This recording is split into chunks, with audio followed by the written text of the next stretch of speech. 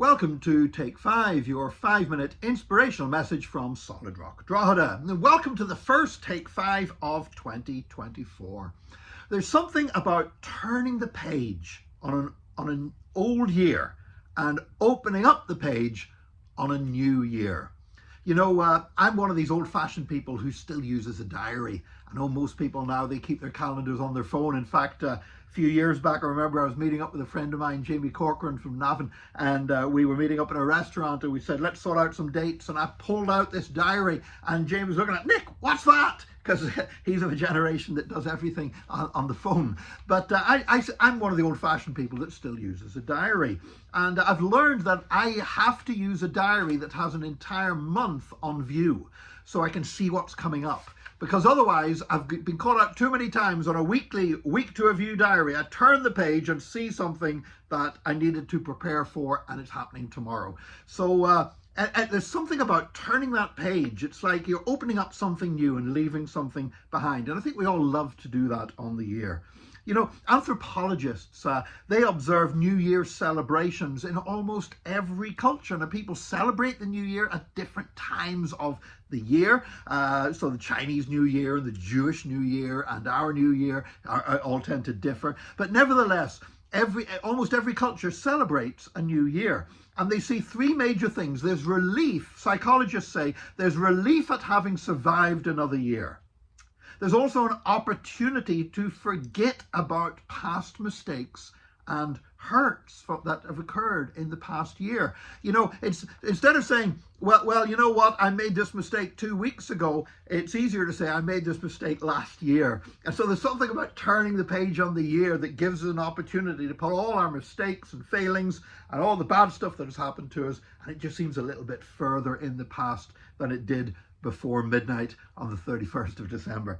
And the third thing, relief at having survived another year, an opportunity to forget about past mistakes and hurts. And the third thing that people tend to celebrate all over the world when they celebrate their new year is a hope that the new year can be better.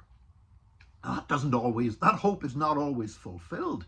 If you remember 2020, which of course with COVID and the arrival of COVID and everything else was, for most people say this is an absolutely dreadful year. I remember an internet meme that went out with this little African-American kid with his eyes out like, and saying 2020. And I stayed up all night on the 31st of December 2019 for this. And so the hope that the next year is going to be better isn't always fulfilled, but it's still there. We always have this hope this year is going to be better. It's going to be the best year yet. Well, why is that? Why do we have that sense? Why do people all over the world have these same key elements to their New Year's celebrations, no matter what date they actually celebrate it on?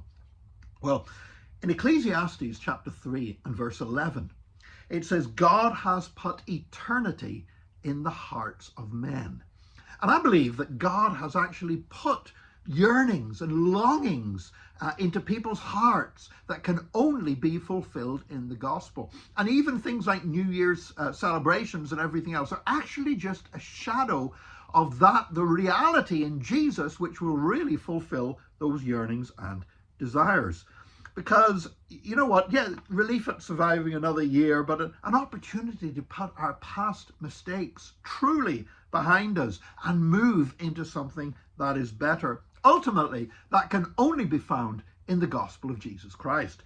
As 2 Corinthians chapter 5, verse 17, therefore, if anyone is in Christ, the new creation has come. The old has gone, the new is here. God made him who had no sin to be sin for us, so that in him we might become the righteousness of God.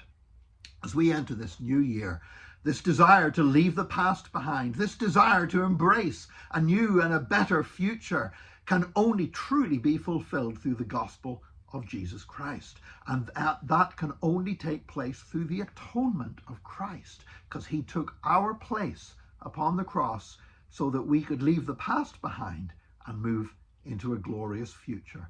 And with that thought, let's move forward into 2024 and believe it is going to be a great year.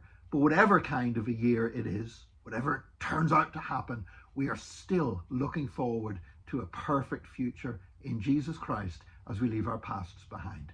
May God bless you today. Join us again tomorrow for another Take 5, your 5-minute inspirational message from Solid Rock Drogheda.